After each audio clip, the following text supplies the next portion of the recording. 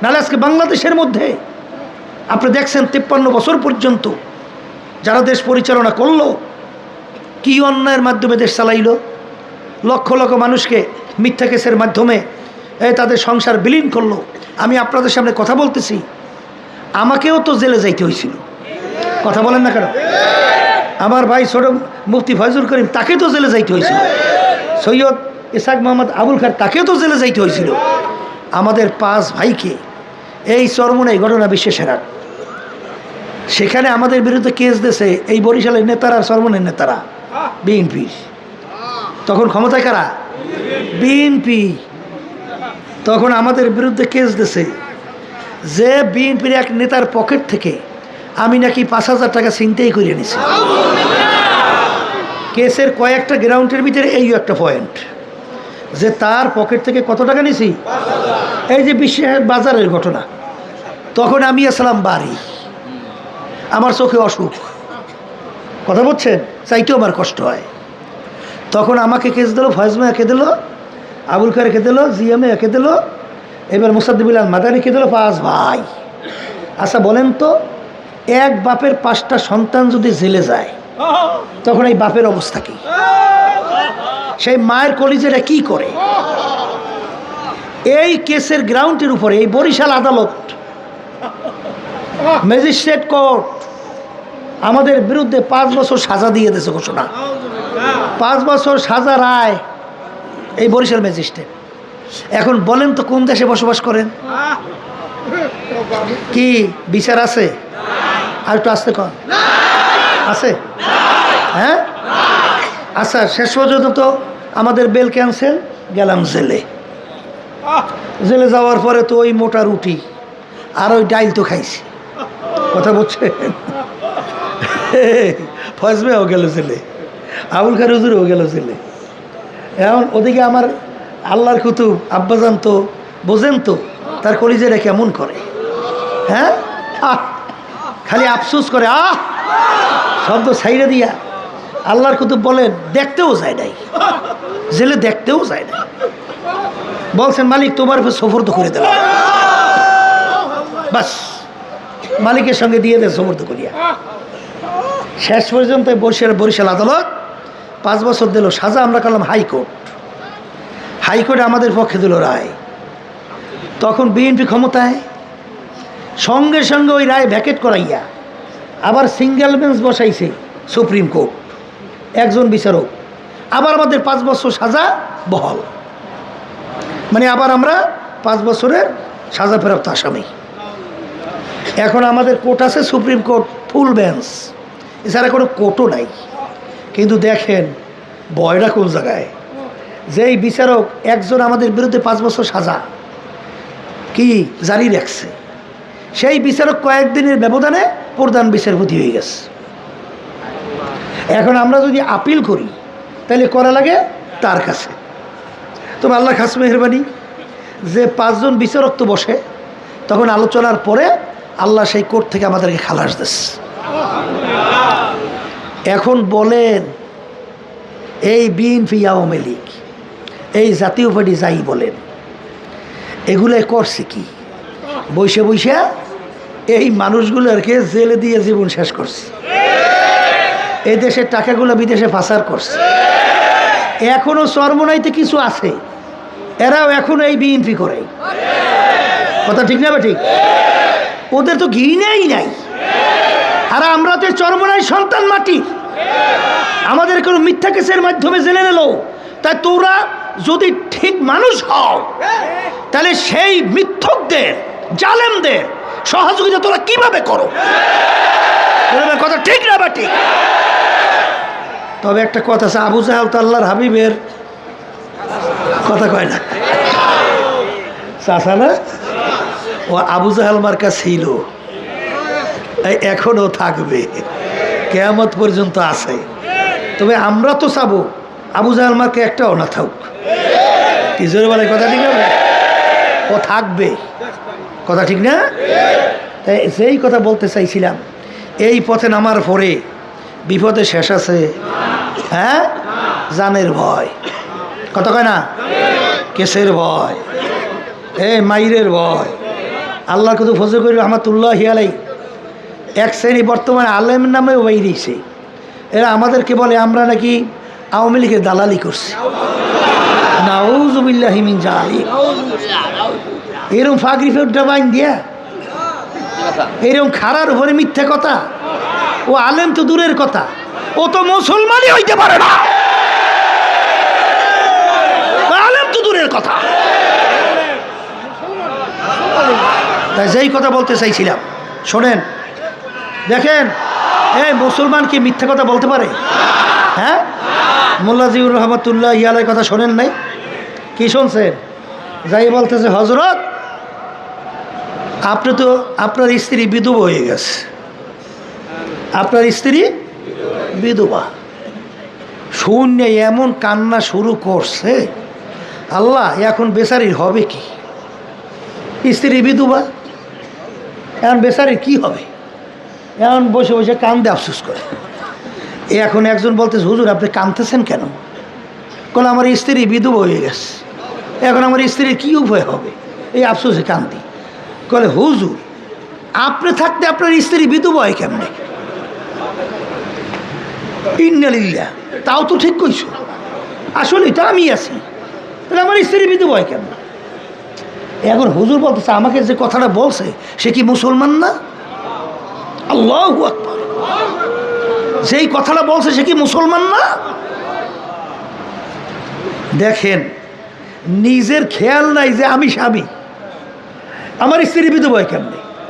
ওই বলছে মুসলমান, এমন বিশ্বাস ঢুকছে বিধবা হয়ে গেছে। এই বাস্তব না অবাস্তব?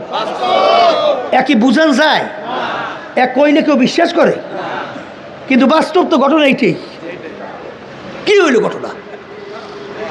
মুসলমান মিথ্যা কথা বলতে পারে?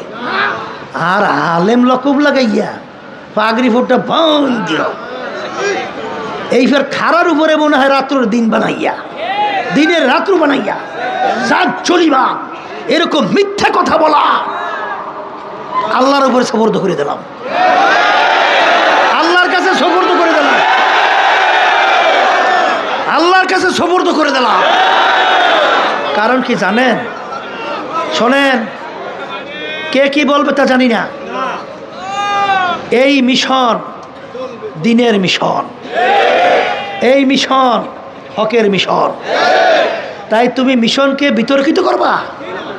তুমি ইসলামের শত্রু, তুমি মানবতার শত্রু, তুমি দেশের শত্রু। আমরা বারবার বলছি যে খোদার কসম করে বলছি, আওয়ামী লীগের দালালি দূরের কথা, বাংলাদেশের ভিতরে আওয়ামী লীগের বিরুদ্ধে যত প্রোগ্রাম, যত বক্তব্য, যাহা কিছু আমাদের বাইরে করছে কারা? বলে আপনাকে বিরুদ্ধে কেস করে নাই, আপনাকে বিভিন্ন মাহফিল অনুষ্ঠান এগুলো করতে দেয়। এই আমাদের কেন্দ্রীয় নেতারা ছাত্র আন্দোলনের একসঙ্গে অফিসে ঢুকিয়া বিনা অপরাধে আওয়ামী লীগের সময় ওদেরকে ধৈর্য নিয়া উপরে পা টানাইয়া, এই আছে দায়িত্বশীল, এখানে আছে আর কেউ? আচ্ছা, ওই একজন আছে, এদেরকে নিয়ে উপরে পা টানাইয়া কেন্দ্রীয় নেতাদেরকে, ওরা বলছে হুজুর যে মারা মারছে, হুজুর আমরা যে বাইসে যাবো বলতে পারি না। একজনে সেদিনকার বলতেছে, হুজুর থানার ভিতরে নিয়ে আমার রং গুড়ারে নখ পেলাস দিয়ে টাইনা টেনে ভালাই দিয়েছে। সেদিনকার কান্দে আর বলে, হুজুর এখন আমি ঠিক মতো দাঁড়াইতে পারি না। এই সেদিনকার আব্বাজান রহমতুল্লাহ আলাই তার বিরুদ্ধে এই আওয়ামী লীগের সময় 18টা পর্যন্ত কেস দিয়েছে। কয়টা কেস? আসতে বলে 18টা কেস দিয়েছে এই আওয়ামী লীগের সময়। কি জানেন না জানেন? তাইলে যারা বলে আমাদেরকে দালাল, আল্লাহর ফজল করমে আপনারা যাই না রাখেন, যারা চরমারিতে আসছেন, আপনারা কলিজার মধ্যে এই আস্থা রাখেন যে আল্লাহর ফজলের চর্ম নাই, আমরা আল্লাহর ফজলে আল্লাহ এবং আল্লাহর রসুলের দালাল, আর কারো দালাল না। এই আস্থা রাখেন, এই বিশ্বাস রাখেন, আল্লাহর ফজল করবে। দালাল কইলে ওদের কি আল্লাহ দালাল বলাইবে? এখন তো দেখাও যায়, এখন তো দেখাও যায়। এখন আল্লাহ রাব্বুল আলামিন ওই ছিল ওদের লাগাই দিতেছে, কিন্তু আল্লাহ রাব্বুল আলামিন কীভাবে এই পিচ্ছিল রাস্তার মধ্যে দেওয়া ঘুরাইয়া বাইর করিয়া পরিষ্কার। কথা ঠিক না ভাই? ঠিক। তাই যেই কথা বলতে চাইছিলাম, এটা একটা কাঁটাযুক্ত পথ না? সংক্ষেপে বলি, রাত্র বেশি হয়ে যাবে, সময় বেশি হয়ে যাবে, সংক্ষেপে কিছু বলা তো লাগে, আপনারা নাহলে বুঝবেন কেমনে।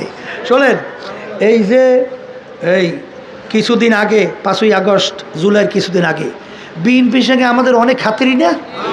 ওরে খাতির, হ্যাঁ, বড় বড় নেতারা কথা বলতে থাকে, আমি বলি, হেরা আবার ফেলান করে, আমি এবার ফেলান করি, কায়দা কত বুঝলেন? খাতির আর খাতির। আমাদের অফিসে আসে, আমি এবার টুপি পরাইয়ে দেই, আবার আমার একসঙ্গে নামাজ পড়ে। আমি কইলে নামাজ টামাজ পড়েন তো ঠিক মতো? বলে হুজুর মাঝে মাঝে 2 ওয়াক্ত যায়। আমি কইলে কেমন মুসলমান, মাঝে মাঝে পড়েন মাঝে মাঝে পড়েন না? এই আজকে অজু করে নামাজ পড়া লাগবে, এই নামাজ টামাজ পড়াইয়া খাইয়েটাই একসঙ্গে। এইবার গেল, এই অসুস্থ, ওখানে একজন রুগী স্বেচ্ছাসেবক, যাও তো মেডিকেল নিয়ে যাও। তাই যেই কথা বলতে চাইছিলাম, তাই শেষ পর্যন্ত খাতিরের কোনো অভাব আছে? কিন্তু যখন 5ই আগস্টের পরে যে কার্যক্রম শুরু করছে চাঁদাবাজি, ও আমি মনে ঠিক বলিনি, মুখ দিয়ে আসতে শব্দ বেরো, ভয় পাইতে কি শুরু করছে? চাঁদাবাজি, স্টেশন দখল, এই বিভিন্ন ঘাট দখল, এমনকি একটা পানের বিক্রেতা, কি কয় ওরে, পানের দোকান, ওই চাঁদার আওতার থেকে মুক্ত হয় নাই। আমি ওই কুমিল্লা যাইতে আছি, রাস্তার পাশে রহমতপুরীর বাসায় রাত্রে রয়েছে, বলছেন সব রহমতপুরি হুজুরে চেনেন না? ফল নিয়ে আসছে, জিজ্ঞাসা করি দাম কেমন? কলে হুজুর এত। আমি বলি এত দাম কে? কলে হুজুর যার থেকে ফল আনছি সে বলতেছে, হুজুর এই যে ফলের দোকান রাস্তার পাশে করি, দৈনিক 1000 টাকা করে চাঁদা দেওয়া লাগে। তা হুজুর আমি কামাই করি কয় টাকা? এখন আমার এই টাকা তো এই ফলের উপর দিতে হইবে। কথা ঠিক না বেঠিক? এখন এইটা কি ন্যায় না অন্যায়? এখন এই অন্যায় দেখার পরে চুপ থাকবো? নাহলে গঙ্গা শয়তান অমুকে বলে কি এখন বাইরান লাগবে? এখন তো বলা শুরু করছি, এই চাঁদাবাজির জায়গা বাংলাদেশে থাকবে না, এইটা বন্ধ করো, স্টেশন দখল বন্ধ করো, নিজেরা ভাগবাটার সমস্যায় বাজায় 200-র উপরে খুন করছো, বন্ধ করো, পাথর মারিয়া মারা বন্ধ করো, আইয়ামের জাহিলিয়াত আর এই বাংলার মানুষ দেখতে চায় না। যখন বলা শুরু করছি, এখন খাতির গেছে, এখন রাস্তার ভিতরে নামিয়া এখন বলতে আছে, এই কি নেশা খায় মিথ্যা কয়, নাউজুবিল্লাহ, মিথ্যা বলে নেশা খায়, পিসাব সর্বনাশ, নাউজুবিল্লাহি মিন যালিক।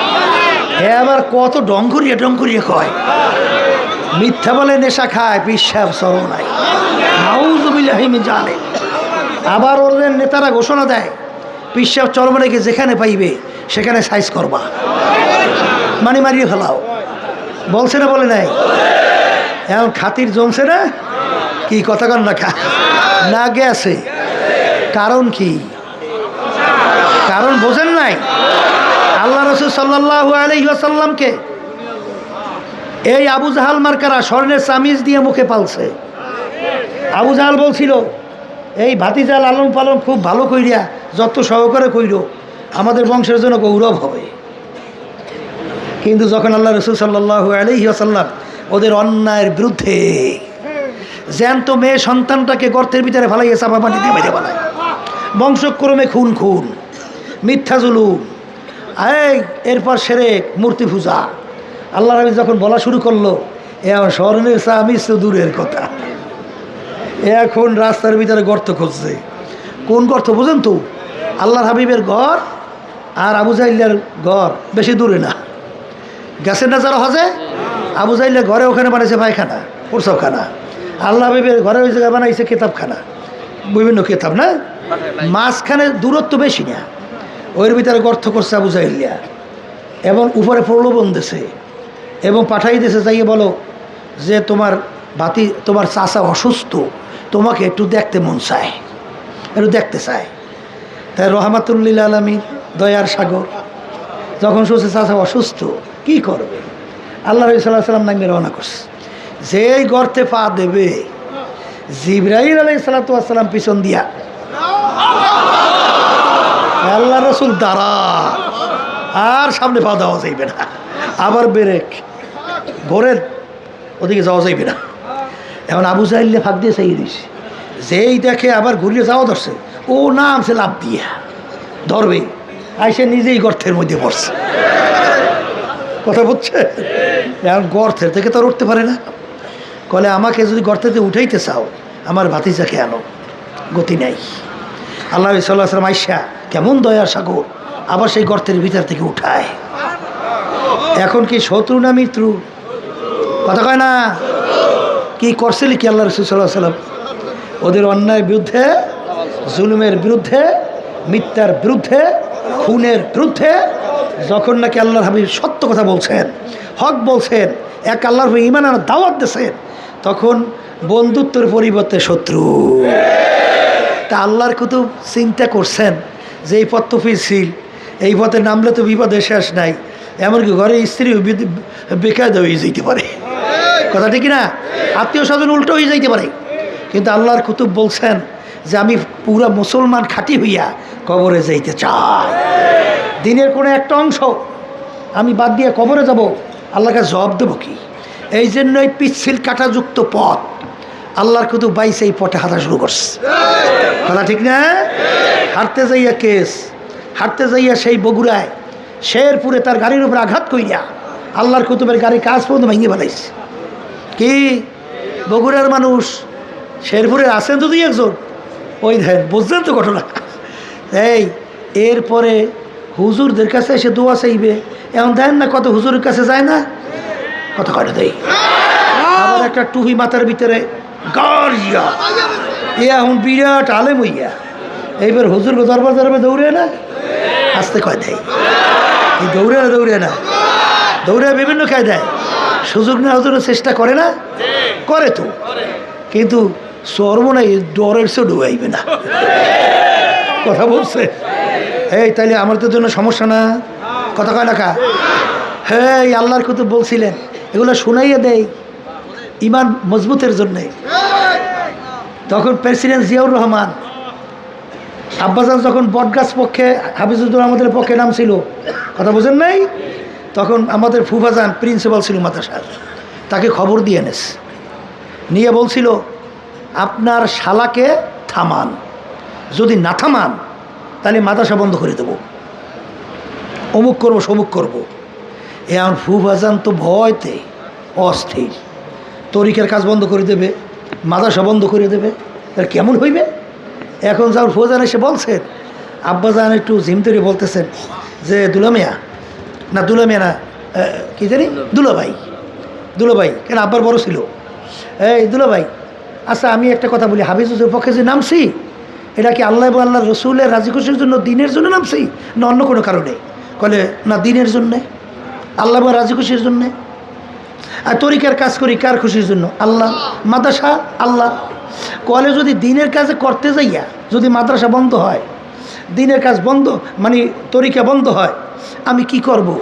আমি পারবো না, আমি নামছি তো নামছি। কিন্তু মাদ্রাসা বন্ধ হয়েছে, তরিকার কাজ বন্ধ হয়েছে, বরং আল্লাহ কুতুবের সম্মান আল্লাহ আরো বাড়াই দিয়েছে। এই কথা ঠিক কিনা? এই জন্য আমার বাজানদেরকে বলবো, যারা চরমনাইতে আসছেন, সুযোগ কিন্তু আইসে গেছে, ইসলামের পক্ষে একটা সুযোগ কিন্তু আইসে গেছে। আর আল্লাহ রাব্বুল আলামিন কাজগুলো আমাদের মাধ্যমেই বেশি করাইছে, বুঝিও নাই কেমনে হয়েছে, অটো মাথার থেকে বের হয়ে গেছে ইসলামের পক্ষে একটা বাক্স, কেমনে কেমনে বের হয়েছে জানি না। কথা বোঝেন না, বোঝেন নাই? এবার দেশপ্রেমিক জড়াইছি, এইটার যে এই ফলই বেহাত বুঝতে পারিনি। কথা বলছেন? এই কালে কালে সবাই চেষ্টা করলাম, আমাদের খেয়াল ছিল কওমি ঘরানার ইসলামী দলগুলোকে আগে এক জায়গায় নিয়ে আসবো, এরপর দেশপ্রেমিক সহ ইসলামী দল যারা আছে তাদের সাথে আলোচনা করব, তারপর আমরা সামনে চলবো ইসলাম দেশ মানবতার কল্যাণের জন্যে। আলহামদুলিল্লাহ নিয়েও আসছিলাম সব ইসলামী ঘরানার দলগুলো, বিশেষ করে এই ইসলামী আন্দোলন, তারপর বাংলাদেশ খেলাফত মজলিস, মামুনুল হক গ্রুপ, এইবার খেলাফত মজলিস আমাদের আব্দুল কাদের বাসু, এইবার নিজাম ইসলাম, এরপরে আর জানি কোন দল ইসলামী, এই জমিয়তে ওলামা ইসলাম, এই জমিয়তে ওলামা ইসলাম এদেরকে নিয়ে আসলাম। নিয়ে আসার পরে আমরা বসলাম। এই মাঝখানে ঘটনা বললাম না, ঝামেলা হয়েছে আর কি অনেক। তাই শেষ পর্যন্ত লিয়াজু কমিটি হইল, 2 জন করে থাকলো, 2-3 মিটিং জমিয়ত ওলামা ইসলাম কিন্তু আমাদের সঙ্গেই ছিল। হঠাৎ কোনো কথা নাই, কোনো আলোচনা নাই, হঠাৎ এই যে এক বাক্স নীতি তারা কিন্তু ঘোষণা করছে। দেখেন নাই সাংবাদিকদের সামনে, দেখছেন এগুলো পড়িয়ে আছে না? তারা কি এক বাক্সের নীতির ব্যাপারে একমত ঘোষণা করছে কি করে নাই? হঠাৎ জমিয়তে ওলামা ইসলাম দেখি উধাও বেরোয় চলে গেছে। আমরা হতভম্ব যে ব্যাপার কি, কোনো কথা নাই, কোনো আলোচনা নাই, এরকম হঠাৎ বের হয়ে গেল, কারণ কি? এরপরেই দেখি যে খালেদা জিয়ার ছবি, তারেকের ছবি, যখন এদের মাথার উপরে পথ করে উড়বে তখন নাকি লোকে লোকারণ্য। তখনও তো বুঝলাম ঘটনা তো আসলে কোন জায়গায়।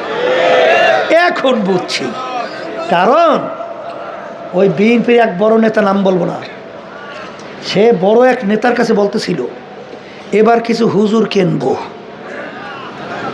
এবার কিছু হুজুর কিনবো। সে এসে আমার কাছে বলতেছে হুজুর এই ঘটনা ষড়যন্ত্র তো চলছে। তখন সে বলছিল, সেখানে যে বলছিল আমাদের বড় বড় দায়িত্বশীল মহাসচিব সহ তারাও ছিল। যখন এই কথাটা বলছে তখন সে বলছিল যে কিছু হুজুর আপনাদের সাথে দেব, কারণ যদি আপনাদের কিছু হুজুর না থাকে তাহলে তো ওই আমেরিকা, ভারত, ওই বিভিন্ন যে আছে না, ইসলাম উত্থান না হোক এই জন্য বিভিন্ন ষড়যন্ত্র করতেছে। তা আপনাদের সাথে কিছু হুজুর যদি উঁচুওয়ালা, টুপিওয়ালা, উঁচা এই যদি সাথে থাকে তাহলে আমাদের চলতে সুবিধা হইবে। এই জন্য কিছু আপনাদের হুজুর কিছু আপনাদেরকে দেব, এই কথা বললে আসছে। এরপরে শুরু হয়ে গেল খেলা। আপনারা জানেন না, আমি কিন্তু সব জানি, ও আবার সব খবর আছে, কোন জায়গায় কী বৈঠক হয়, কেটা কী বলে, এরপর কোথার থেকে কি আসে, কত বলবো না, আল্লাহ মাফ করবো আমাকে। যেই কথা বলতে চাইছিলাম এইটা দেখার পরে হতভম্ব। তা জিজ্ঞাসা করে ব্যাপার কি, আপনারা বেরোই আসলেন কেন? কলে তাদের স্টেজে জামাত ইসলাম গেছে, এই জন্য বেরোইছি। তা আমাদের সমাবেশ করলাম ঢাকায়, মনে আছে? তারা কিন্তু বেরোই গেছে আমাদের সমাবেশের আগে। কথা বুঝেন না, বুঝেন নাই? তারা কিন্তু বেরোইছে আমাদের সমাবেশের আগে, সমাবেশের পরে না। এরপরে আমাদের সমাবেশে দেখছেন কয়েকটা দাবি, এর ভিতরে একটা ছিল পিয়ার। পিয়ার হইলে তো বাংলাদেশ একটা সুন্দর স্বর্ণের দেশ হইতো, কোনো কালো টাকার দৌরাত্ম, এই চাঁদাবাজি, ধোকাবাজি, গুন্ডাদের তাণ্ডব থাকতো না, আর বাক্স নিয়ে টানাটানি, সিতারাসিদ্ধি, মারামারি, খুন খারাপি আল্লাহর মধ্যে থাকতো না, এবং সবাই সব দেশ চালাবার একটা অংশগ্রহণ থাকতো। অত ব্যাখ্যা দরকার নাই, সংক্ষেপে বলছি। এখন এই দাবি বাস্তবায়নের জন্যে আমরা রাজনৈতিকভাবে হিন্দুদেরকে দাওয়াত করছি না, কথা কয় না, খ্রিস্টান করছি না, এই বৌদ্ধ করি নাই, তাই বৌদ্ধ, হিন্দু, খ্রিস্টান তারা স্টেজে আসছে, এবং সমস্ত রাজনৈতিক দল সব আসে নাই, সেখানে জামাতও আসছে। আমাদের এই দাবিগুলো মজবুতের জন্য একসঙ্গে, এটা রাজনৈতিক প্ল্যাটফর্মে এগুলো হয়, কথা ঠিক না ভাই? ঠিক। এর অর্থ কি আমরা জামাতের আকীদায় বিশ্বাস করছি? কথা কন না কেন? মুফতি ফয়জুল করিম ডাইরেক্ট পরিষ্কার সাংবাদিকদের প্রশ্নের জবাবে বলছে না, তাদের আকীদা তাদের কাছে, আমাদের আকীদা আমাদের কাছে, এক বিন্দু আমরা লড়ি নাই, কথা ঠিক না ভাই? ঠিক। এখন যারা এই অজুহাত দেয়, এদের সঙ্গে কি জামাত ইসলাম ছিল কখনো? ও কয় কি ছিল?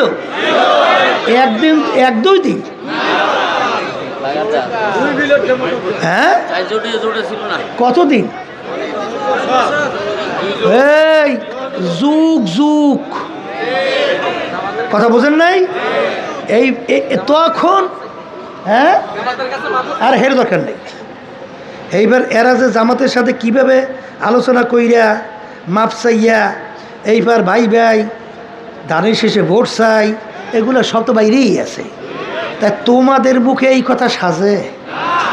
এই তোমাদের মুখে এই কথা সাজে? তখন জামাত ছিল নিষ্কলুষ, পৌত পবিত্র। আর এখন ইসলামের পক্ষে, দেশের পক্ষে, মানুষের কল্যাণের পক্ষে আমরা চিন্তা করছি। পরিষ্কার এখন বলতেছি, বিতর্কতা রাখতে লাভ নাই। আমরা চাইতেছি, থামেন, বিএনপি যেন এককভাবে ক্ষমতায় আসতে না পারে। কথা পরিষ্কার। বসেন বসেন বসেন বসেন বসেন বসেন। এর কারণ কি শুনবেন না? হ্যাঁ বলেন, বসেন। এর কারণ শুনবেন না? এইটা কেন শুনবেন না? শুনবেন না? আচ্ছা, একার সঙ্গে সঙ্গে একটু বলি, কথা বলছেন? 5ই আগস্ট জুলাইয়ের কিছুদিন মনে আছে তো? হাজার হাজার মায়ের কোল খালি হয়েছিল, শত শত পঙ্গু হয়েছে। পঙ্গু শত শত না, হাজার হাজার। চক্ষু হারাইছে প্রায় 700-র মতো। আরে আমার সামনে এসে দাঁড়াই রয়েছে, কি সুন্দর চেহারা, কি যুবক, টকবক টকটক টকটক করে। ওদিকে আমার সামনে দাঁড়াই রয়েছে 3-4 জন, চোখে দেখে না, চিরতরে চক্ষু হারাই ফেলছে। আর কোনোদিন দেখবে বলে জানি না। আল্লাহ থেকে দেখার তৌফিক দান করে। হায় হায়, এই হাজার হাজার উদীয়মান মেধাবী সন্তানগুলো আমাদের বাংলাদেশের ভবিষ্যৎ, হাফেজ, অনেক আলেম, আজকে এই অন্যায় প্রতিবাদে, দেশকে রক্ষার জন্যে, আজকে বৈষম্য দূর করার জন্যে, আজকে আমরাও তো সেইগুলির মুখে নামছি। কেন নামছি? এই দেশটার জন্যে, ইসলামের কল্যাণের জন্যে, মানবতার কল্যাণের জন্য। কথা ঠিক কিনা? কিন্তু এখানে কিন্তু ডালমে কুছ কালো হয়, কথা বলছেন? সেখানে অভ্যুত্থানের সরকার, প্রেসিডেন্ট থাকলে সংবিধান জারি, সংবিধান বিলুপ্ত হয় না। আর প্রেসিডেন্ট না থাকলে সংবিধান। তাই প্রেসিডেন্ট সরানোর ব্যাপারে আপত্তি জানাইছে কারা? আস্তে কয়, আর একটু আস্তে কয়। আচ্ছা, তো এই যারা গণ অভ্যুত্থান করছে, এই অভ্যুত্থানের এটা কি চাহিদা না উল্টা? আচ্ছা, গেল গেল। আচ্ছা, এরপরে আমাদের দাবি কি ছিল? মৌলিক সংস্কার। কথা বলে না? কি সবার দাবি ছিল? আচ্ছা, আমরা সবাই নামছি মৌলিক সংস্কারের জন্যে। এরপরে দৃশ্যমান বিচার। এই যে এতগুলো মানুষ মাইরে ফেলাইলো, এই দেশেটাকে পাচার করলো, পঙ্গু হলো, আয়নাগার হলো, পিলখানা হলো, এগুলো বিচার লাগবে না? এটা সবার দাবি কিনা? আচ্ছা, তাই সংস্কার, দৃশ্যমান বিচার। আচ্ছা, এরপরে হইল জাতীয় নির্বাচন। কথা ঠিক? এই তিনটাই তো। আচ্ছা, আপনারা কি দেখছেন?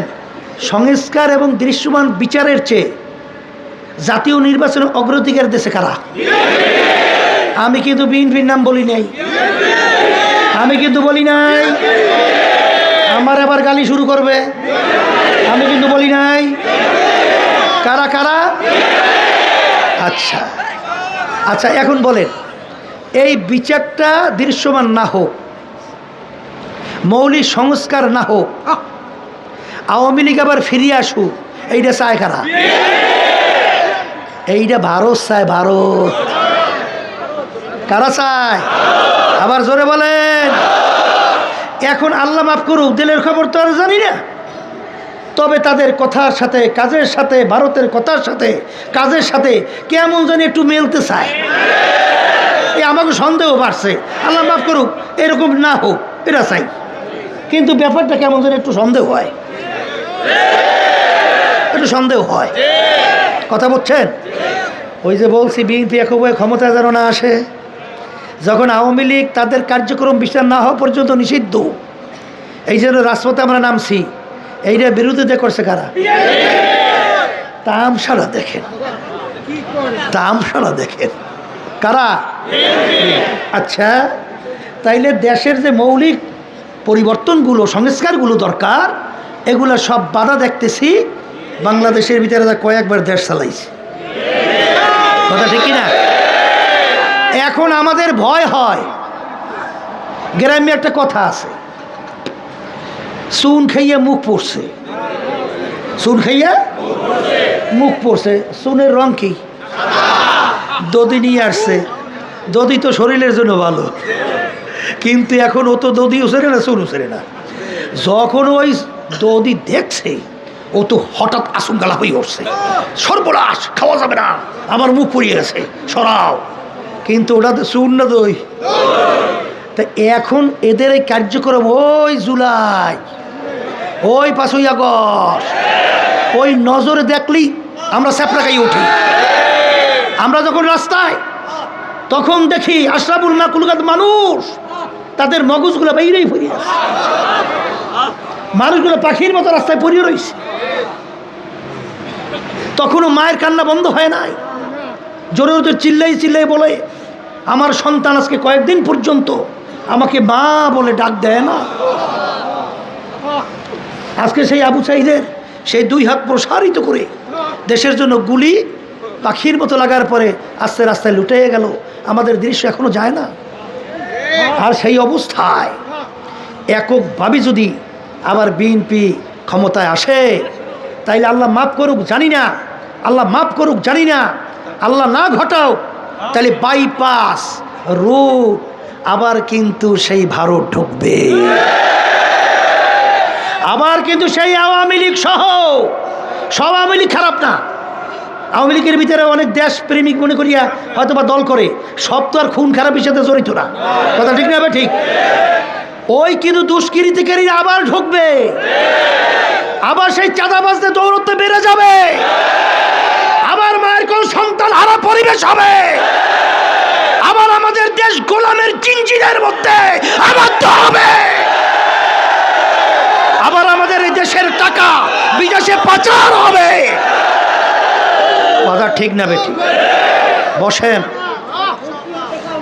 এই জন্য আমরা তাদের কথা যদিও নাকি দদি মার্কা কথা, কি আমাদের ভয় করে, আমাদের কি করে, আবার বলেন আমাদের কি করে, আমাদের বারবার রাস্তায় আবার সন্তানের এরকম মাকড় হালা হবে, আর লক্ষ লক্ষ মানুষ আবার তাদের মিথ্যা কেসের মাধ্যমে সংসার বিলীন হবে, আবার আমাদের কষ্টকৃত আমার কৃষক বাজানরা, আমার রিক্সাওয়ালা বাজানরা, আমার জেলে বাজানরা, আমার ভাইরা আজকে রোদ্রে পইরা বিদেশের মধ্যে চামড়া কালো হয়ে যায় পুইয়া, সেই টাকা বাংলাদেশে পাঠায়, এই রেমিটেন্সের মাধ্যমে দেশ চলছে।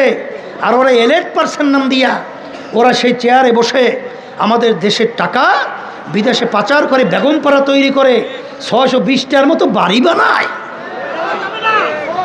আমাদের দদি দেখলে ভয় ভাই, কথা সোজা, দদি দেখলে ভয় ভাই, দদি দেখলে ভয় ভাই। এই জন্য আমি বারবার বলছি, পরে পরে শব্দ নাই, সব কর্তব্য এখন, পরে বুঝি না এখন। এই জন্য এখনের জন্যে আমরা আওয়াজ তুলছি আল্লাহর রহমতে। এখানে কোনো ব্যক্তি স্বার্থ নাই, দলের স্বার্থ নাই, আল্লাহ রাব্বুল আলামিন আমাদেরকে বিজয় করবেই করবে। তার আওয়াজ সারা বাংলার মাটি, সারা বাংলার বাতাস, গাছ পালা সব আজকে ইসলামের পক্ষে অধীর আগ্রহে অপেক্ষা করতেছে। আজকে ইসলামের বাক্স ভোটের মাধ্যমে ভরবে, ঠিক না? ঠিক, আল্লাহ রহমত। এই জন্য আমি বলবো, বসেন বসেন বসেন বসেন বসেন বসেন বসেন, দেরি করিন না, বসেন। তারপরে কথা হলো, শোনেন, তারপরে কথা শোনা লাগবে না? তাহলে একটু শোনা তো লাগবে। শোনেন, এ আল্লাহর বান্দারা, বারবার আবার বলছি, আমাদের উপর রাগ করে লাভ নাই, গালি দিয়েও লাভ নাই। দুনিয়াতে ইচ্ছা করে আসি নাই, পাঠাইছেন মালিক, যখন ডাক দেবেন থাকতে পারবো না, ভয় দেখাইয়া লাভ নাই, ওই ভয়টাই পাই না, আল্লাহর সুপুর্দ করে দিলাম, হেফাজতের মালিক আল্লাহ, কিন্তু অন্যায় প্রতিবাদে বলতেই হবে, এই জন্যই শুধু বলছি, আর কিছু না। কথা ঠিক কিনা?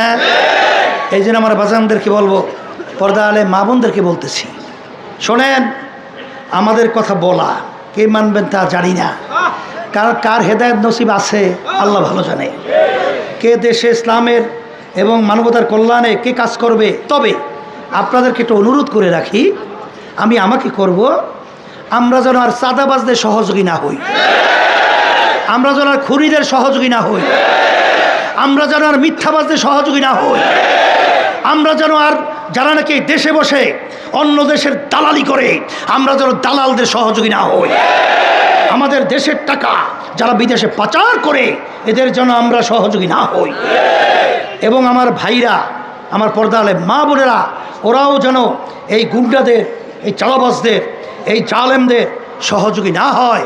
এই জন্য আপনারা আমি চেষ্টা করবেন না? এখন কীভাবে করবেন বলেন? করার মতো কিভাবে করবেন? বলে হুজুর তা কেমন? আল্লাহ বলছেন ওয়াজাহিদু ফিল্লাহি হাক্কা জিহাদিহি, করার মতো করো। কির মতো? আল্লাহ কিন্তু বলে নাই করো, জিহাদ করো, তা বলে নাই, করার মতো করো। করি তো করি না, ধরি তো ধরি না, চলি তো চলি না, হবে না, তা হবে না, করার মতো করতে হবে। আল্লাহ আমাকে যতটুকু তৌফিক দান করছেন, আমি তো আল্লাহর ফজলে নিয়াত করছি আমি করার মতো করব। এবং আপনাদের কি নিয়াত? নারায়ে তাকবীর, আল্লাহু আকবার, নারায়ে তাকবীর, নারায়ে তাকবীর, নারায়ে তাকবীর। আল্লাহ আপনি কবুল করেন। আলহামদুলিল্লাহ। বসেন বসেন বসেন। তাই যেই কথা বলতে চাইছিলাম, এই আল্লাহর বান্দারা, করার মতো করা লাগবে না? এখন করার মতো কইরিয়া আপনার আমার শক্তি যে মানজালে মকসদে পৌঁছা যাবে। আল্লাহ রাসূল সাল্লাল্লাহু আলাইহি ওয়াসাল্লাম কাফেররা যখন হিজরতের সময় আটকেই ফেলাইছে, আল্লাহ কি বলছেন? হে নবী, বালি মারিয়ে ছাড়িয়ে দাও, দুল দেশে ছাইরিয়া, সব কাফের চোখ খুব বন্ধ। এই কে চোখে ঢুকাইছে? কে? আল্লাহ ঢুকাই চোখ বন্ধ করে দিয়েছে। তাই যদি এখলাস দিয়া যদি নামার মতো নামতে পারে, মালিক দেখবেন কি করবে আমাদের জেহেনেও ধরবে না। কথা ঠিক কিনা? তাই মালিকের কাছে সুপুর্দ করি, আমরা করার মতো করব না। আবার কে বাঁচবো, কে কতদিন থাকবো, আবার 5 বছর পর আবার এই সুযোগ আসবে, তখন সুস্থ থাকি না মরি না কি হয় জানি। এখন যখন আল্লাহ সুযোগ সামনেই নিয়ে আসছে, এই সাধ্য শক্তি অনুযায়ী আমরা চেষ্টা করব, নিয়ত তো করছি, আল্লাহ আপনি কবুল করে নেন। এখন আল্লাহর কাছে সুপুর্দ করিয়ে দেন। এই সাফর দাম্বা তুমা আয় খেসেরা উদানি হিসাবে কামবে সেরা। এ আমার দয়ার মালিক, আমরা দুর্বল, তুমি আমাদের লক্ষ্যে পৌঁছার তৌফিক দান করো। যদি আমার মালিকের কাছে তাওয়াক্কুলের মতো তাওয়াক্কুল করা যায়, এরপরে আল্লাহর কাছে সুপুর্দ কইরা তাআত তৌফিক তাআত হামজাতু ইয়ামানাত ওয়া ইজাবাত হামজাতু। এই আল্লাহর বান্দারা, পর্দালে মা বোনেরা, সব সময় মনে রাখেন আমরা কিন্তু দুর্বল, কিন্তু সমস্ত মাখলুকাত কিন্তু বলতে গেলে সবল। বলতে গেলে কি সবল। অখলিকালাকুম মা ফিল আরদি জামিআ, সমস্ত মাখলুকাত বানাইছেন মালিক আমাদের সহযোগিতার জন্য। কিন্তু বাজান দেখা যায় বর্তমানে তোমার আমার চরিত্র এদিক ওদিক হওয়ার কারণে একটা পিঁপড়া পর্যন্ত ভয় পায় না।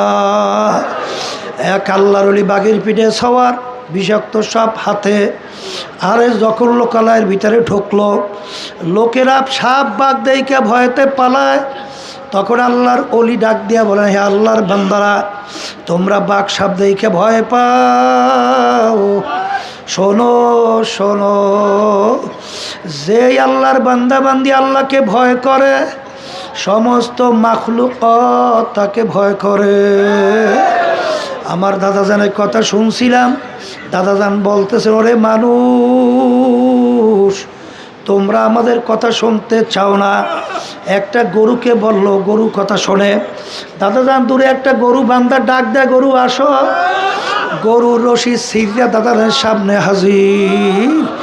তখন দাদাজান বলে, দেখো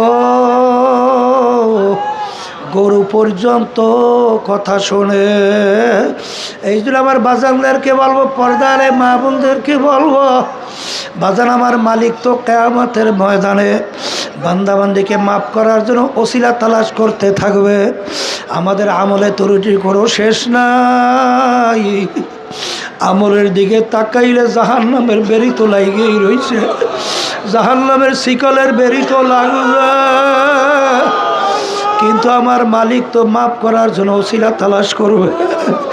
যদি কিয়ামতের ময়দানে উঠতে পারি আর বলতে পারি, ইব্রাহিম আলাইহিস সালামের ঘটনা, নমরুদ যখন আগুনে ফেলাইল, ব্যাং বারবার পানিতে লাফ দেয়, পানি ঢোক গেলে উঠতে পানি আগুনে প্রসাব করে, আবার পানি শেষ পানিতে লাফ দেয়, ঢোক গেলে আগুনে প্রসাব করে। ব্যাং তোমার পানি তো আগুনের কাছেও যায় না, এতটুকু পানি দ্বারা তো আগুন নেবেও না। ব্যাং তুমি এরকম কেন বারবার করো? ব্যাং উত্তর দেয়, আল্লাহ এবং তার খলিল ইব্রাহিম দেখুক আমি ব্যাং তাদের পক্ষে। এই জন্য হাদিসের ভিতরে আসলা তাকতুলু দেবদা, তোমরা ব্যাংকে মাইরো না। ইব্রাহিম সাল্লাল্লাহু আগুন নিবাইতে ব্যাং সহযোগিতা করছিল। আগুন কিন্তু আগুনের কাছেও পানি যায় নাই, সহযোগিতার কারণে আল্লাহর হাবিব নিষেধ করেন। কাকলাস বারবার আগুনে ফু দেয়, আগুন জ্বলেও না, কাছেও যায় না। কেন করো? যে নমরুদ এবং তার দলেরা দেখুক আমি তাদের পক্ষে। এক বাড়িতে মারলে 100 নেকি আমলনামা জমা হয়। এ কবরের যাত্রীরা, এ আল্লাহর বান্দারা, পর্দার আড়ালের মা বোনেরা, কি আমল নিয়ে মালিকের দরবারে যাব?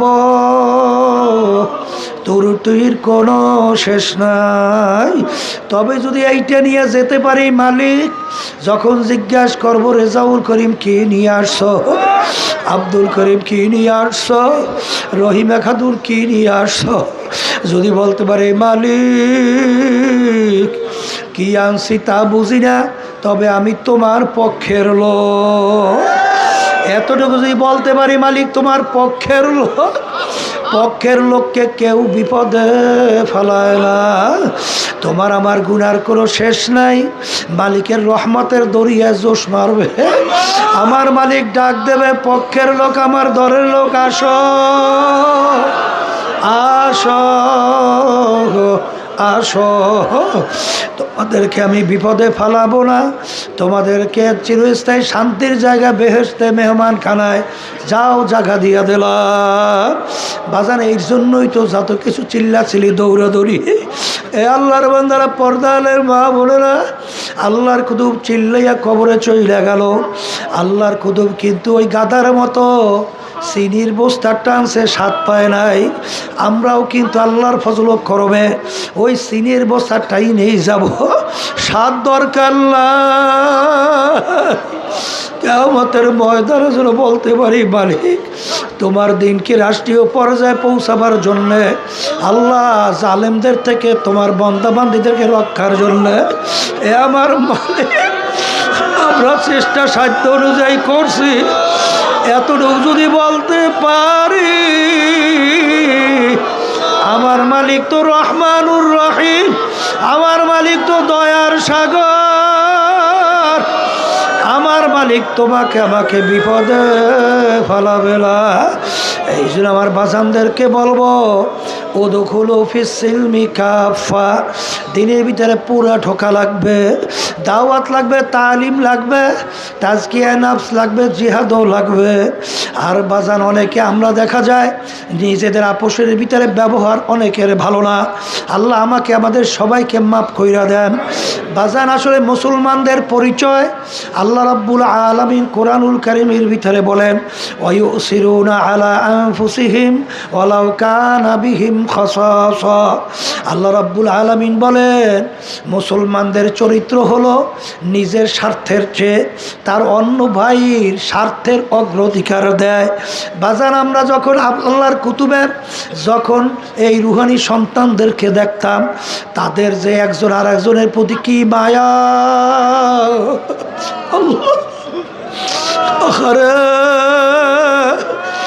কিন্তু আজকে দেখা যায় আরে নিজেদের ভিতরে শত্রুতা। আসলে তোমার ভিতরে মুসলমানি চরিত্রই ঢোকে নাই। বাজানা পোষের ভিতরে মোমবাতির মতো ব্যবহার করো, নিজের দোষ তালাশ করো, অন্যের দোষ তালাশ কম করো। দেখবা আল্লাহর ফজলে আল্লাহর রহমত তোমার প্রতি বেধড়কভাবে আসতে থাকবে। আর সম্মানের মালিক আল্লাহ, ইজ্জত দেওয়ার মালিক আল্লাহ। আমার মালিক কিভাবে দেবে তার এলেমে আছে, অত পাগলামি বাদ দাও। সম্মান চাইলে পাওয়া যায় না, আরে দোয়া চাইলে পাওয়া যায় না। বেড়া ভাইঙ্গা ঘরের ভিতরে দোয়া ঢোকে, আর সম্মান আল্লাহর পক্ষ থেকে মালিক দান করে। জোরে বলেন কথা ঠিক কিনা? ওই যে আব্বাজান প্রায় শুনাইতেন, বাজান আমি তো ফজলুল করিম চিন্তাও করতে পারি নাই, আমি তো এত অসুস্থ এবং বয়ানও করতে জানতাম না, কিন্তু আল্লাহ রাব্বুল আলামিন তো করাইতেছেন, করতেছি। আর এমন সম্মান মালিক দান করছে, না জানি কিয়ামতের ময়দানে আমার মালিক অসম্মান না করে। এই কথা বলে আল্লাহর কুতুব আল্লাহ মালিক আমাদেরকে দুনিয়াতে সম্মানিত বানাইলে। আল্লাহ মাফ করেন, আল্লাহ না করেন, আল্লাহু আকবার। আবার কিয়ামতের ময়দানে যখন অসম্মান মালিক না করে, মালিক অসম্মান কইরে আল্লাহ